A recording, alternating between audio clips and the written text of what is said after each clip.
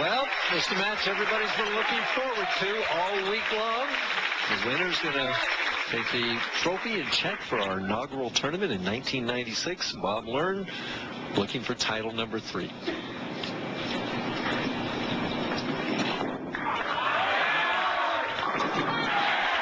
way to start. That is. That's just about as hard as you can throw a bowling ball right there. And another player that likes to plant the foot, pull it through, and get as much on it as he can. Wayne Webb. And another player that's kind of vertically challenged, right? Right. 10 strikes in his opening game. Just phenomenal ball.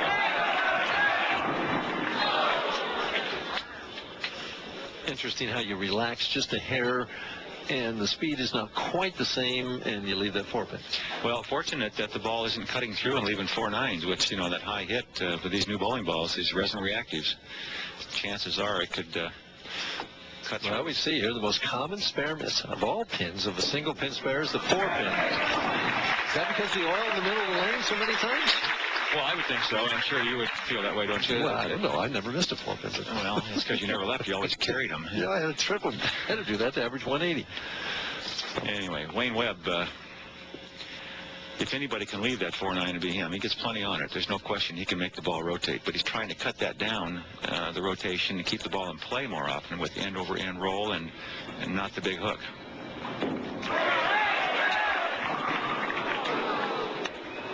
Well, he's got to get his act back together, right?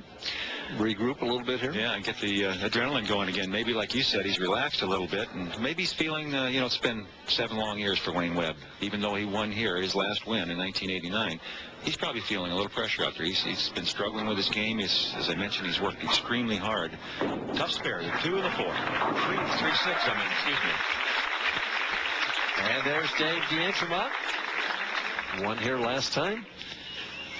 Finished second in the voting for Player of the Year this past year. Close voting, too. Very close voting. Mm-hmm. Bob Learn wants to get off to a quick, early start. Well, he knows Wayne Webb's capable of the big game, and he's given it everything he has, ball speed-wise. I'll tell you what, he almost went with that one.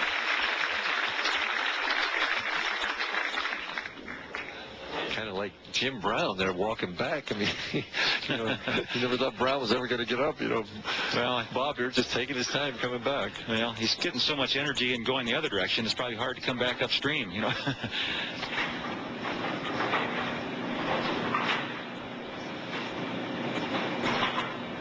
A lot of time.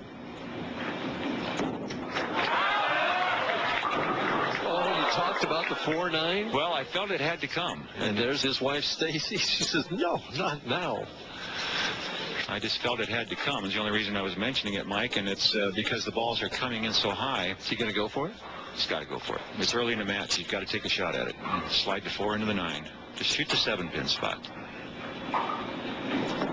Was never made on TV last year, and so far in 96, he's not made yet either.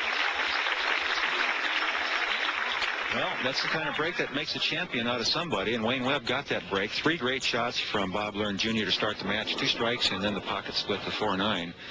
Wayne Webb still searching for the pocket. Well, he left the 4-pin here last time.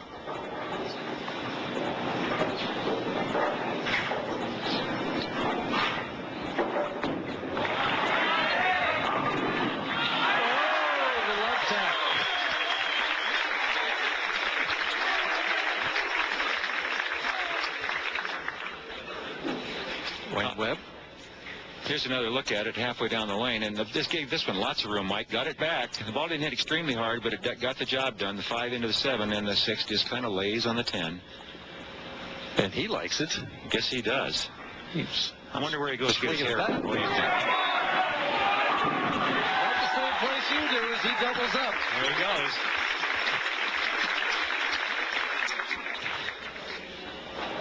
Well, maybe he's decided he's like Samson.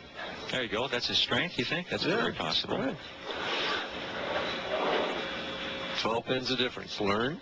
4th frame.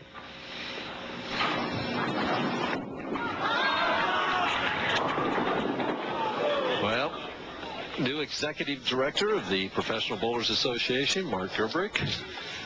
Probably getting a little sage advice from Dick Weber sitting there on his left. Did you notice that? Well, fatherly advice, maybe, or well, I think Weber was. He's a Midwest Regional Director, right? Well, he's also one of the founding players, you know, one of the charter members of the PBA.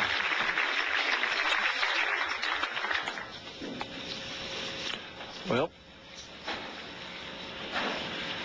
Bob Learn on lane 37 has to try and get it back in the pocket so he can get striking to catch up.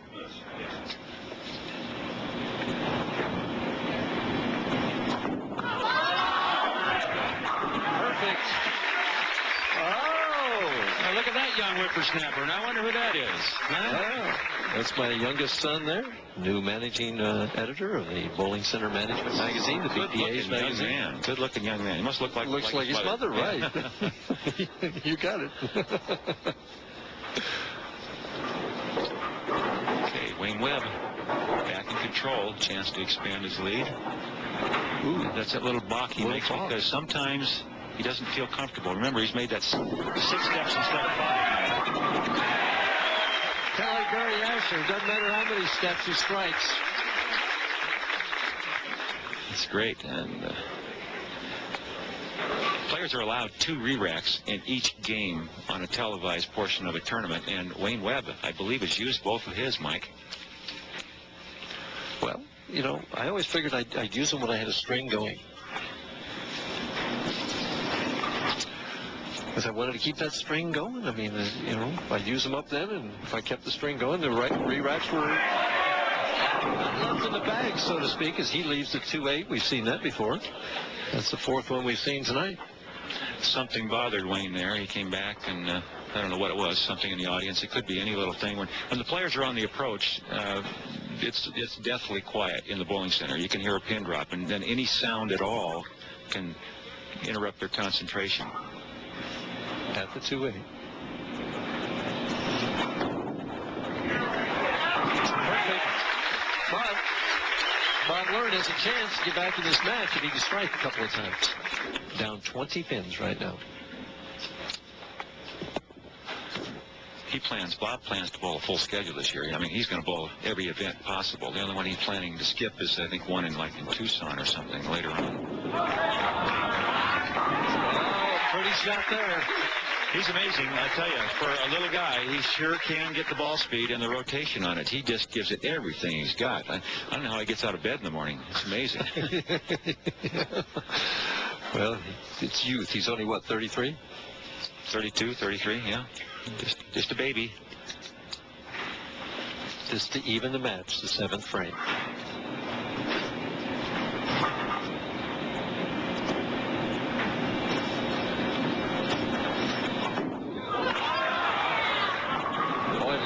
Right in the middle of the lane. He kind of got surprised. Leaves the 3-6. Looking down at the approach like maybe he lost his footing or something. We'll take another look at that. Here's Bob at the foul line. And he does look like he slips a little, Mike, and that'll cost you your leverage right there. And that means no ball speed. You can't get the ball down the lane. Tough spare on these conditions especially. Switches to this other ball that goes straighter. Fires right at it. No trouble. For Wayne Webb, and the last 3 times that Bob Learn has bowled on television, he's had scores of 240, 250, 270 shot in. Those are hard to beat, so maybe he feels at least he's got an opportunity today. Wayne Webb isn't going to shoot one of those big numbers, but Wayne Webb is leading the match.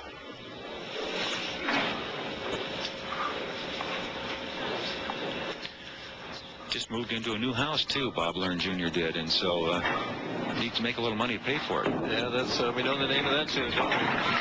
There's that 4-pin converted. 11 pins the difference. 3 frames to go. It's going to come down to the guy that can perform like it always does on the PBA Tour. The one that can perform in the clutch. It always seems to, doesn't it, Mike? And that sometimes the choice of lanes now could be very important. Here, Wayne Webb will finish on the left lane in the 10th frame. That didn't give him any trouble last game. Didn't give him any trouble, but the right lane has seemed to give everybody more trouble than the left now. So maybe that puts Bob Learn at a disadvantage. And there he just sails it out the window. Never had a chance. And that's like 6 steps. Maybe he got a little mixed up. I think you're right. I think he just got out of sync there.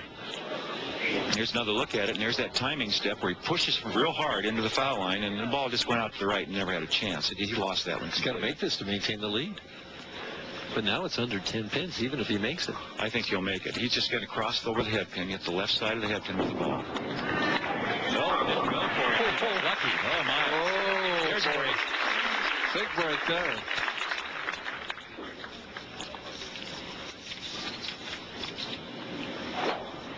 Eight pins the difference, 8 frame the action. And a chance to really put himself in position to take the lead with a strike here. He likes it. We talked to him earlier that he's led 2 tournaments and won 2 tournaments. Does that give him confidence? It sure does. I've won both times. I've only led twice. I've won twice. So going in tonight, obviously, I'm going to be going in with the same idea that if I've done it before, I can go in and make it, keep the string going. So right now, he can take the lead by striking on the more difficult of the 2 lanes for him.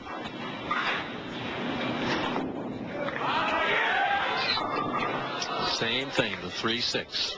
Well, his effort at the foul line then was just everything he had. It was just, I don't know how he had any control at all, because he put everything he had into that shot physically to get the ball speed he wanted, and he just lost control. And the ball hooked anyway. It's just amazing. The 3-6 again, and again. It's got to make it to stay in the match. Got to make it to stay in the match. But 2 frames to play for Wayne Webb. Who knows what's going to happen? Well, it's a grind-him-out finish right here. Webb's fate is in his own hands.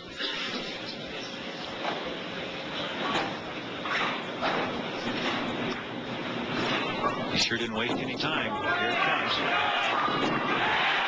He liked it. He liked it. Well, are you going to prognosticate again what he's going to do in the 10th? No, I'm not going to guess on this one. This is for the championship, and it's been a long time for Wayne Webb. It has been. Right here, 1989. Strike here to win. Boy, he's wasting no time either. Well, the longer you wait, the more you think. The more you think, the more pressure.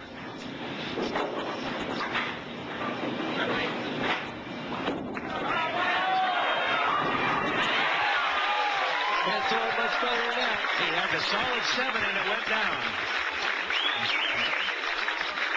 And Bob Learn, of course, is thinking, what do I have to do to win? Another look at it. The last pin to go, the 7 pin. This ball is just about a high flush as you're going to get them. And that 2 pin almost went right over the top of it. Sure did. Just keep it on the lane. That's enough. That's enough.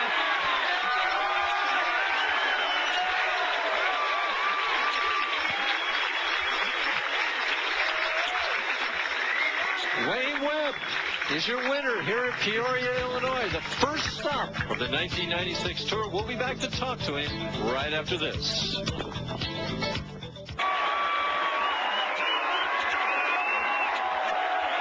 There's your winner of the Peoria Open, the first tournament of 1996. Ohio must be the magic for you, although you're in Illinois. Well, it is the Magic City, and those guys down there, they'll be having fun tonight. There must be something special about Peoria, Illinois. Your last win here, now again. Well, I didn't want to have to change my stats. When Johnny used to get on the mic, he always went, and Wayne Webb, his last win, Peoria, so we didn't want to change that. Well, you're so considerate. We're going to have to say goodbye right now. For Earl Anthony, this is Mike Durbin, and our winner, Wayne Webb, say so long from Peoria.